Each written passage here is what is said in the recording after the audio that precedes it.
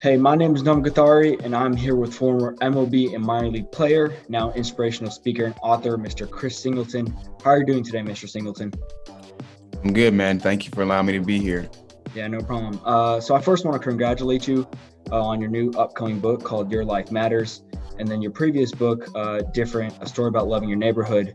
In regards to your upcoming book, can you tell me a little bit about it, your inspiration behind it, and what you hope readers get out of it?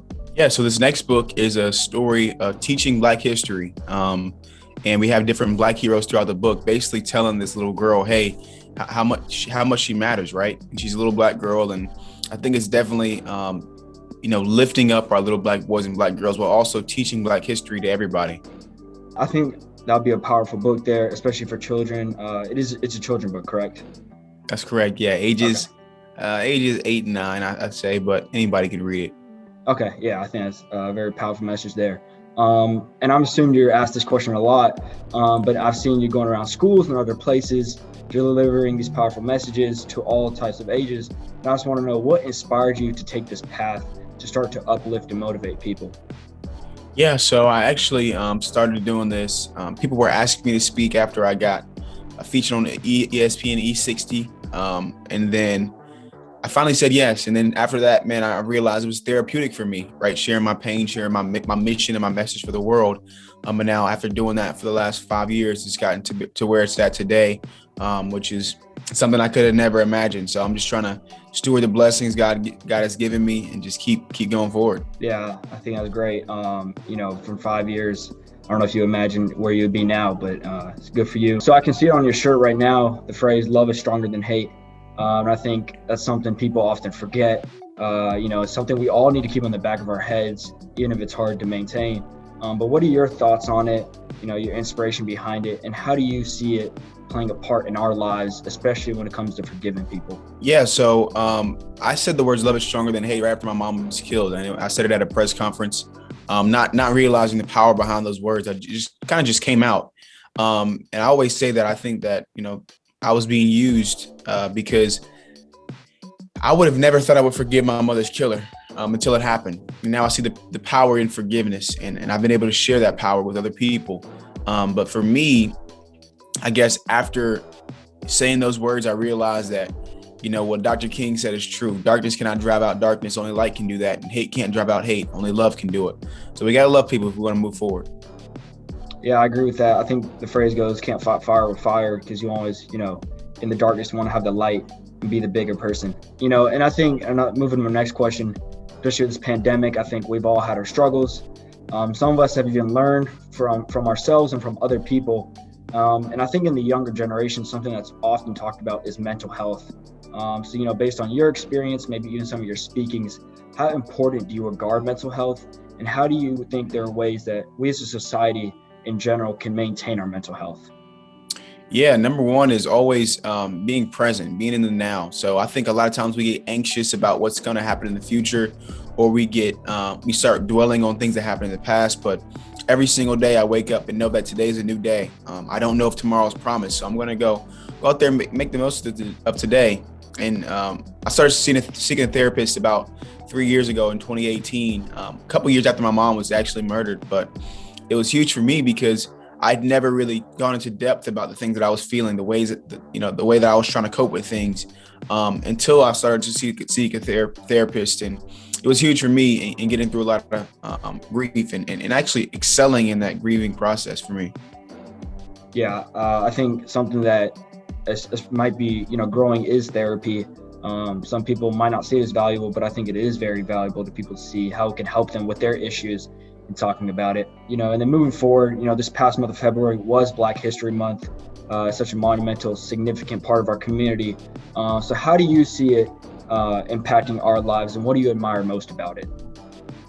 Yeah, so the thing I admire most about Black History Month is the theme of resilience, right? So I don't think about it as being sad or this or sad that because of the things that, a lot of African Americans or, enslaved Africans that were brought over here had to go through. I think about it as being resilient because me being a descendant of slaves, my ancestors had to fight so many different things, whether it was disease to get like over here on the ships, whether it was extremely tough manual labor. Like, I think about all the things they've sacrificed, and I think, man, I'm in a great position to be where I'm in now. So I want to make the most of every opportunity that I get, because my great grandfather, he didn't have these opportunities. So when I think about it, stuff like that, it just makes me inspired to keep pushing forward in my life. So yeah, I hope that's what most people think about when they see Black history, if they look like myself. And if you don't, then it's a way for you to learn. You can learn about the amazing things that Black people have done around the world, but especially in this country.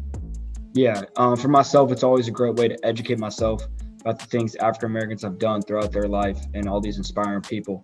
Moving on to sports, I play sports. Of course, you have played sports your entire life. How do you view sports and just team activity in general? How do you think they can help us as humans grow? And personally, how has it impacted you positively? Yeah, so for a lot of people, for me, it was this as well. Sports was my getaway. It was my way to stop thinking about life, stop thinking about the things that were going on at home. Stop thinking about my trauma, stop thinking about all these different things, and just play my sport and work extremely hard at it. And so I think for everybody, they should get into something, right? I'm obviously biased to baseball because I played baseball, got drafted by the Cubs, played a little bit professionally, but I think anybody should play something, whether it's soccer, whether it's pickleball, like it doesn't matter. Like, I think everybody should have to go out there and have some fun. Especially, studies have shown how good exercise is for our bodies. So why not do it in a team setting? Yeah, I totally agree. And unfortunately, nowadays kids might be sitting at home, not going outside every day, but even just like a walk with a friend, family, I think that's something is powerful, even if it's not just playing a sport. Definitely. And adding to that, when it comes to adversity, I think this pandemic, most of us, if not all, have had some kind of adversity, or just in general have experienced some kind of adversity in our lives. So how do you view that? And in general, what do you think are ways to deal with adversity? Yeah, well, we need to know it's going to happen to everybody. Some people it happens when they're young. Some people it doesn't happen until they're 20. Some people it happens when they're 50, right? So adversity has no filter. It doesn't care how old you are. But the thing that is constant is that it's going to happen. And so if we know that going into it, like, we know things are going to be rough, we know things are going to be tough, it won't be the end of the world when it immediately happens. Why? Because we prepared ourselves. We know, hey, this life won't always be sunshine and rainbows. So when the rain comes, we need to be able to weather the storm. And so one of the things I say is you can't control what happens to you, but you can control your response to it. And that's the way that I live my life, by the response. Said there about, the response, that's the important part. I think people forget that. I think adding on to that, also, dealing with adversity with people, if possible, not trying to be alone, knowing that you have people around you is also very helpful. Just kind of a fun question here. If you did not play professional baseball and, did not go into speaking and writing books, what other profession or even sport would you have pursued? I love basketball. I'm a huge LeBron fan, so I would have played basketball. I played basketball in high school as well.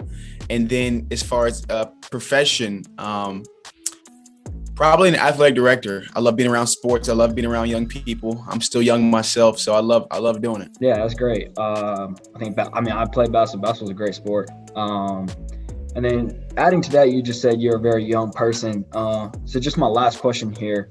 Of course, you've achieved so much at a very young age, but there are many kids, who are ambitious and young, who want to achieve a lot, but don't necessarily know how, where to start, where to go, who to contact, who to talk to. So what is your advice for those kids who are trying to make a difference in their world, but don't know how to? I think number one, YouTube is a powerful platform, man. When I wanted to start speaking, and do this for real, I literally was on YouTube 24/7. I listened to every single podcast you can find.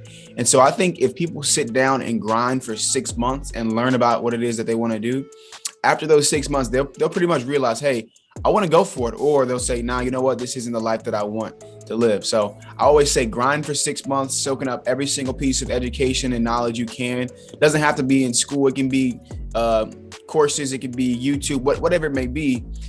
Grind for that time, put your head down. Don't worry about anything else. After those 6 months are over, you'll pretty much know, okay, I know I need to do X, Y, and Z to get to where I want to be. And then it's all about being consistent and not letting your feelings in the moment stop you from that overall mission. Yeah, I think what you just said, being consistent, because some days, we do great, some days we don't do great. You can't let that get to your head.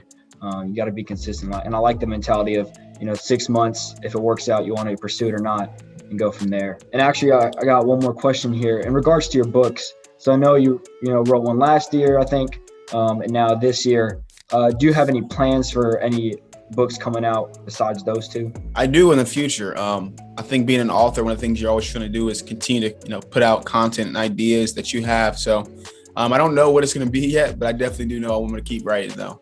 Okay, I mean, yeah, that sounds good. So for all y'all viewers, if you want to check out Mr. Singleton's books and all the great work he is doing, please check out the links below.